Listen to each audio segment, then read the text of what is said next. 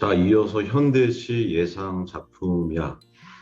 일단 1순위 기출은 선생님이 아까 고전 씨가 얘기할 때 앞에 총론에서 예상했듯이 1순위 기출은 일단 기본적으로 수능에 나왔던 작가 위주로 뽑아봤는데 현대시가 찍기가 가장 어려워. 가장 어렵네. 어, 20년도 바람이 불어 20년도에 선생님이 신들린 듯이 찍어가지고 맞췄는데 정말 그냥 시대별로 찍어가지고 맞췄는데 이번은 너무 어렵다. 근데 이걸 이해를 하고 봐야 돼. 이번 그럴 수밖에 없는 구조야. 코로나 사태로 인해서 작년에 큰 변화가 있었으니까. 그래서 여기 보면 신석정의 들길에 서서 저먼 들길에 서 푸른 하늘을 바라보자, 뭐 푸른 별을 바라보자.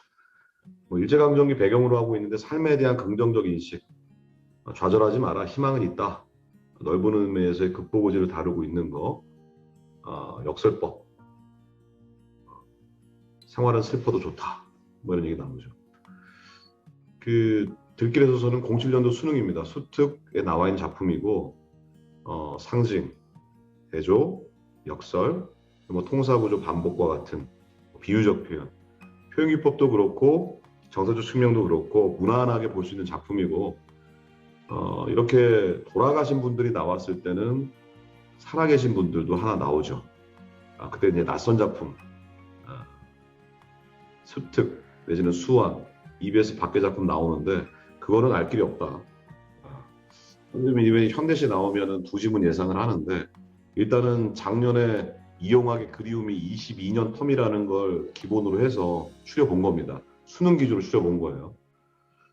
두 번째가 유치원의 생명에서인데 일단 수능 완성에 나와 있고 이게 재밌는 게 일단 수능 94년도에 나왔어요. 그러니까 이거 꽤 된 거죠. 94년도까지 꼼꼼히 보는 애는 없을 텐데. 그리고 2014년 9월 B형에 나왔단 말이야.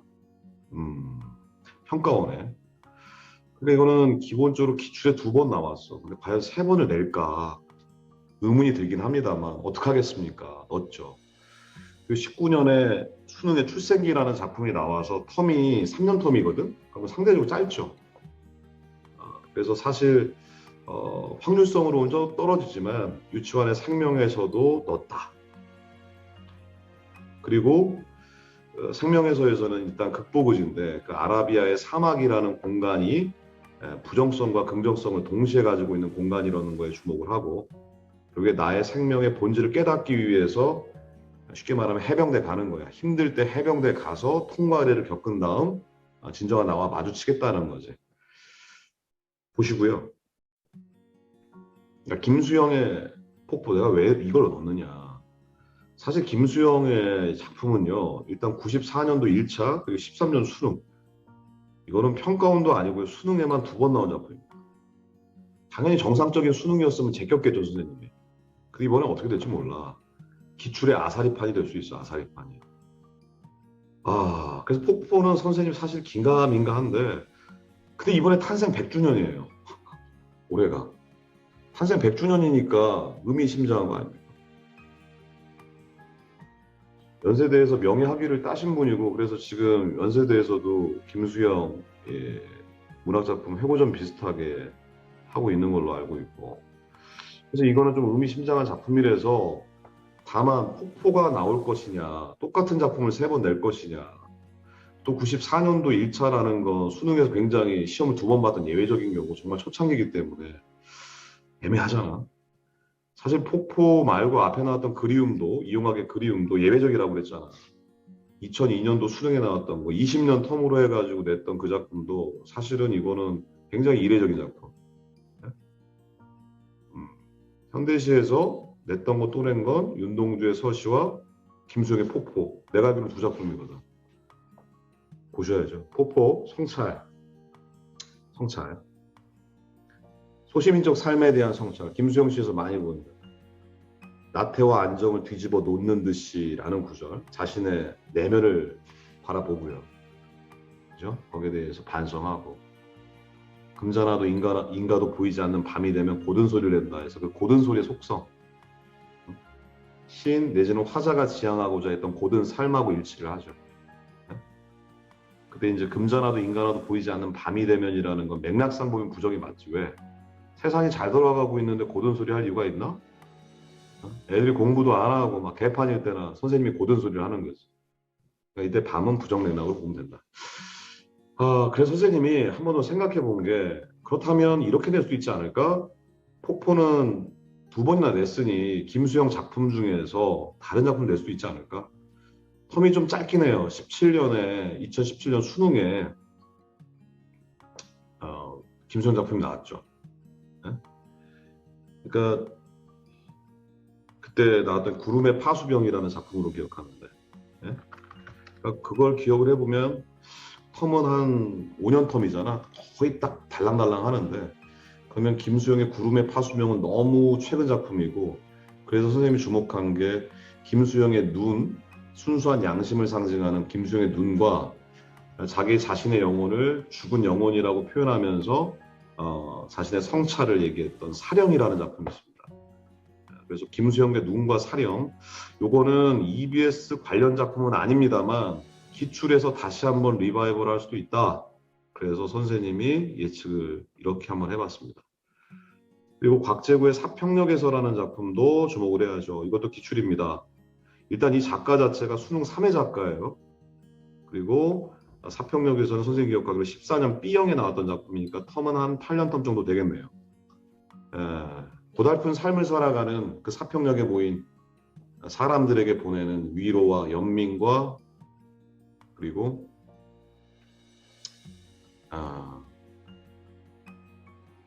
쓸쓸한 삶에 대한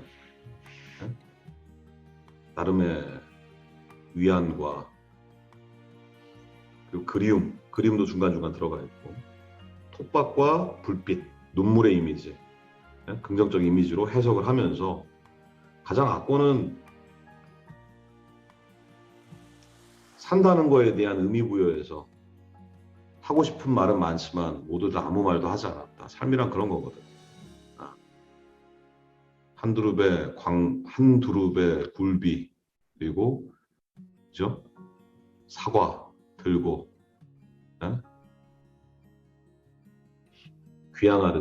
귀향하듯 침묵해야 된다는 걸 모두들 알고 있었다. 이런 식으로 들어가는 그 사평역에서. 그러니까 고달픈 삶을 보여주고 그 삶을 바라보는 시적화자의 연민과 위로의 눈빛, 그런 정서를 이해하면 됩니다. 그래서 좀 길긴 하지만 어쨌든 기출 연관성으로는 한번 봐야 될 작품이다. 그리고 밑줄 치지 않은 건 김종길의 성탄제, 이거는 평가원에 나와 있는 기출입니다. 성탄제. 이거는 눈의 이미지 잘 봐야죠. 아버지가 산수 열매를 따왔던 그 눈은 나의 병의 치유를 위해서, 열병을 치유하기 위한 어떤 시련과 고난의 이미지였다면, 시간이 지나고 그 반가운 옛날의 것이 내리는데, 그 반가운 옛날의 것은 눈이잖아. 그때 눈은 앞에서 눈과 달라 아버지를 떠올리게 하는 매개체이면서 그림을 환기시키는 긍정적 정서의 눈이다. 그리고 촉각적 이미지가 환기시키는 것, 차가운 서늘한 옷자락에서 그 촉각적 이미지가 환기시키는 건 바로 나의 열병을 가라앉게 만드는 치유 이미지라는 것도 주목해야 되는 거고, 그리고 서러운 30살, 나도 어느덧 아버지만큼 나이를 먹었고, 근데 불현듯 아버지의 서늘한 옷자락을 느낀다는 것 자체가 서러운 나의 삶에 아직도 아버지의 그 서늘한 옷자락은 치유의 이미지로 계속해서 기능하는 거지. 성탄제 한번 봐주시고요. 신경님의 농문을 알 거야. 농민들의 서름, 그죠? 비애, 절망을 다룬 작품 한번 간단하게 보시고요. 이순희가 기출작가의 나선 작품, 김광규는 당연히 주목해야 됩니다. 1920, 30년대 모더니즘 대표 작가고요. 여러분들 기억하는 와사등 대표작입니다.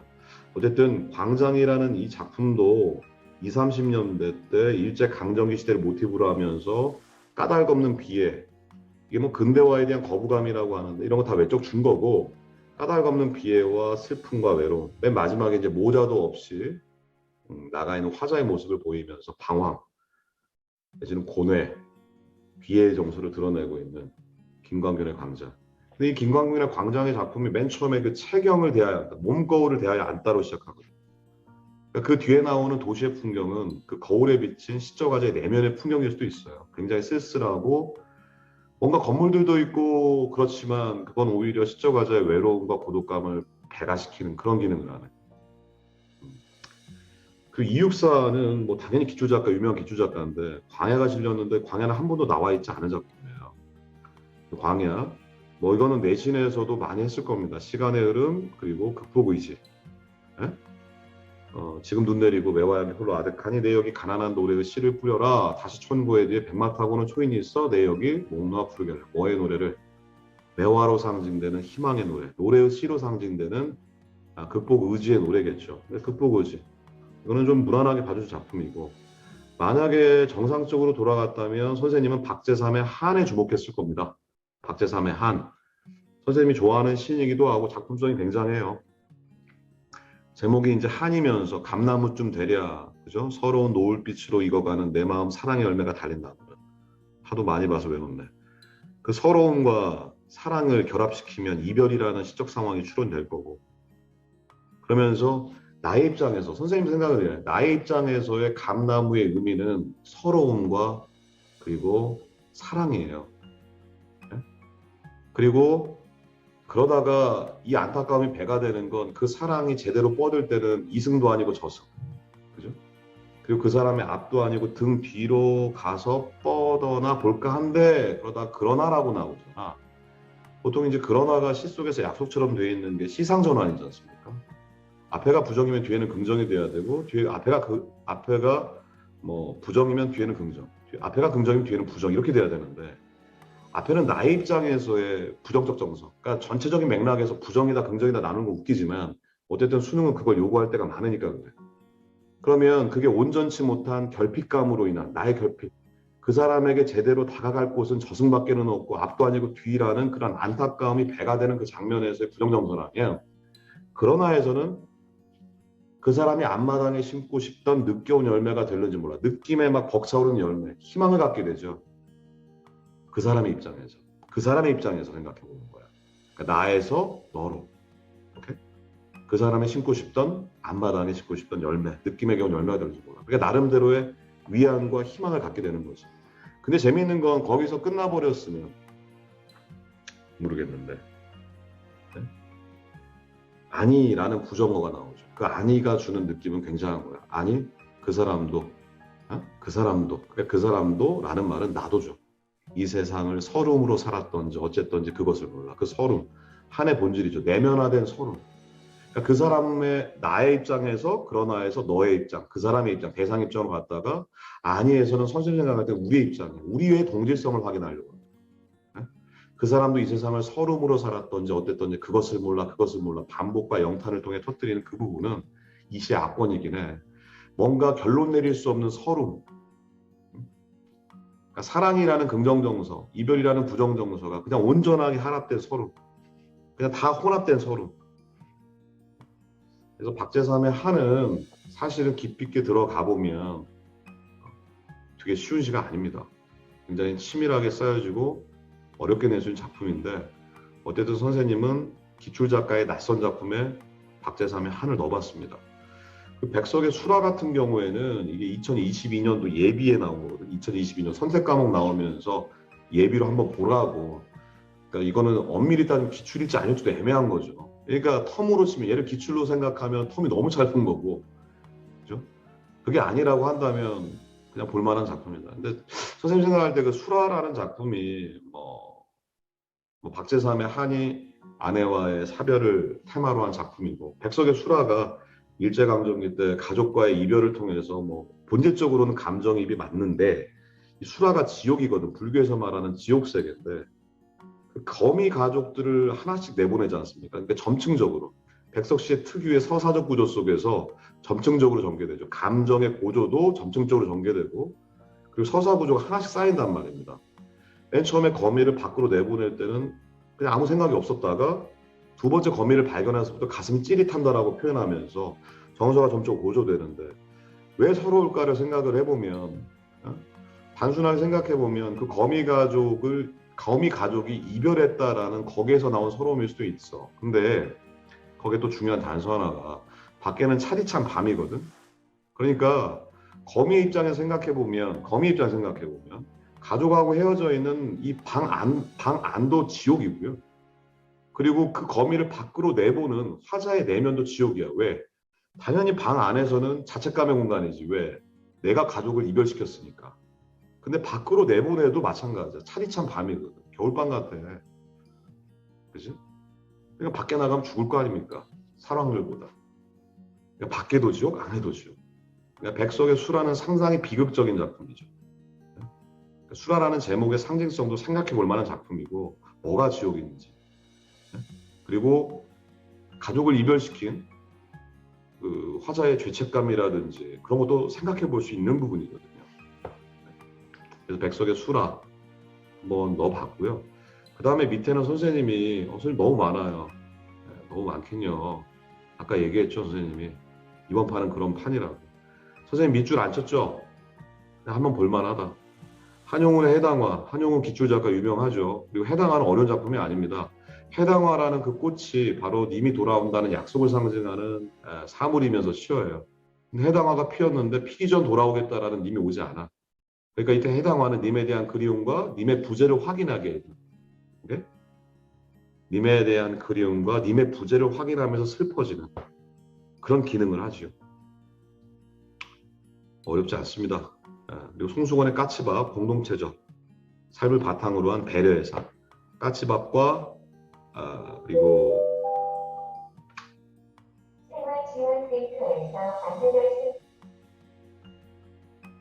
학원에 녹화하다가 갑자기 안내방송 나와서 잠깐 준비했다가 합니다. 그래서 뭐 까치밥 같은 경우에는 그 까치밥이 상징하는 배려의 삶, 그리고 까치밥에서 등불로, 그죠? 그리고 등불에서 할아버지 집신으로의 변주, 그리고 까치밥 따지 말라는 명령어법과 말을 건네는 강시. 그래서 뭐 조제는 괜찮아요. 그래서 한번 봐줄 수 있는 작품이다. 그리고 김광석의 생애 감각은요, 초극의지, 느닷없이 극복해내는. 최송화 한무더기가 표현한 걸 보고 생애 감각을 흔들어줬다. 그 다음에 전남주 정념애기는 성찰. 다 기초작가기 때문에 그래요. 신동엽 껍데기는 가라. 알맹이 만한 껍데기는 가라. 반복, 변주, 점층을 통해서 껍데기의 부정성과 알맹이의 긍정성만 잡아주면 쉽게 볼 수 있는 문제고, 최두석의 성애꽃은 일단 이 작품은 그냥 서민적 삶에 대한 서민들이 그 버스 안에서 입김과 입김이 만나서 창밖에 피어낸 얼음꽃, 성애꽃을 예찬하고, 그리고 마지막 장면에서 지금은 면회마저 금지된 친구요. 80년대 군사 독재 정권 시대라는 걸 염두에 두면 뭐 내적 증거에서의 그리움, 외적 증거에서는 탄압받던 시대라는 걸 짐작할 수 있는 거고. 신경님의 목계장터는 지문이 아닌 복입니다. 사실은 매력도는 떨어지는데 넣어봤어요. 신경님도 기주 작가이기 때문에. 목계장터가 흔히 말하는 사는 날더러 구름은 날더러 뭐 이런 거 있지 않습니까? 떠도는 삶과 정착의 삶 사이에서의 갈등이라고 하는데, 시를 가만히 보다 보면 이 사람이 정착하겠다는 게 아니라 그냥 석삼년 한 9년 정도의 한 7일 일에 7일 정도 짐 부리고 앉아 쉬는 떠돌이가 되라나 이를 가만히 보면요, 이 사람이 완전한 쉬겠다는 게 아니에요. 석삼년 9년 동안에 한 7일 정도 쉬고 싶은 떠돌이. 그러니까 그만큼 떠도는 삶에 지쳐 있는 거죠. 그러니까 그건 고달픈 삶을 강조하기 위한 표현이지 내가 어디 정착하고 싶다. 이 해석은 선생님은 내적 중거에선 보기 힘들다. 외적 중거에 주어주지 않는 한. 그래서 수미상관도 나와 있고 상징과 대조적인 시어, 공적 이미지와 정적 이미지의 대립 정도는 간단하게 정리하고 들어갈 수 있고, 삼순위 기출작가 이외 작품에서는요, 박영철의 떠나가는 배 일제강점기 작품인데 나도야 간다, 이 젊은 나이를 눈물로만 보낼 거냐, 그것만 보면 극복이지. 수미상관 구조로 돼 있죠, 이렇게. 그런데 거기에 보면 이런 구절이 나와요. 일제강점기라는 현실을 바탕으로 보면 쫓겨가는 마음이다. 버리고 가는 이도 못 있는 마음, 쫓겨가는 마음이나 무엇에 다를 게냐라고 하면서 같다라고 얘기하는데, 시적 화자가 버리고 가든 아니면 쫓겨가든, 특히 쫓겨간다라고 얘기했을 때 과연 이 시를 극복으로 볼 수 있느냐. 저는 아니라고 봅니다.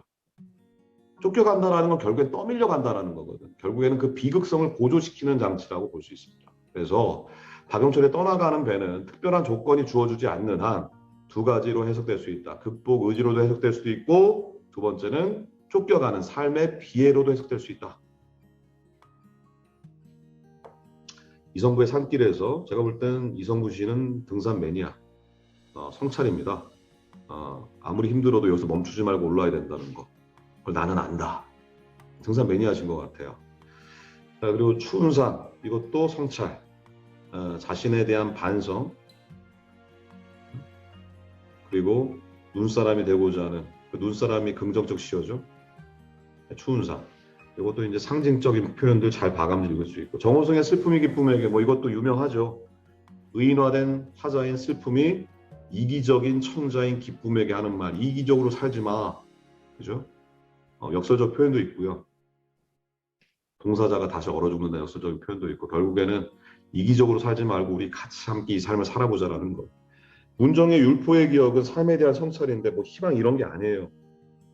삶 자체가 가지고 있는 고단함과 쓸쓸함과 그 경건함, 그 복합적인 요소를 그대로 보이고자 하는 겁니다. 네? 그냥 얼핏 이걸 그냥 희망 이런 거 아니에요. 그 뻘밭을 보여주기 위해서예요. 어머니가 바다에 데려간 건 푸른 빛을 보여주기 위해서가 아니라 그 뻘밭을 거기에서 허리를 굽히고 무릎을 꿇고 뭔가를 캐내고 있는 그 힘들고 그 쓸쓸하지만 뭔가 경건한 모습. 네? 뭐 고의 그림 있잖아. 고의 그림이야 뭐야? 미를 줍는 여인들인가 해가지고 이렇게 그런 느낌. 응? 이정록의 의자는 역시 지문이 아닌 복인데, 글쎄요, 그냥 이것도 마찬가지 삶에 대한 성찰입니다. 어머니의 말, 즉 대화 형식을 통해 가지고 배려하는 삶, 누군가에게 자리를 내어주는 삶, 그게 삶이 아니냐, 뭐 이런 겁니다. 선생님이 밑줄 친 건요, 작품은 많이 언급했지만 일단 패턴으로 봤을 때 1순위, 2순위, 3순위, 4순위, 특히 이제 김수영이나 유치원 이런 작품들이 일단 뭐 2번 이상 나온 작품들이기 때문에 두 번씩 나온 작품이고 그렇기 때문에 조금 매력도는 떨어지지만 어쨌든 이번은 아사리 판일 거다. 어쩔 수 없다.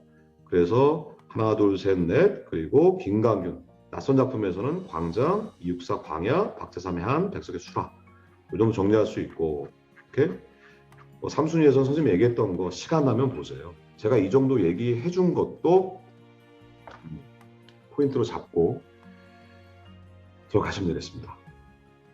현대 시는 이 정도에서 마무리 짓죠.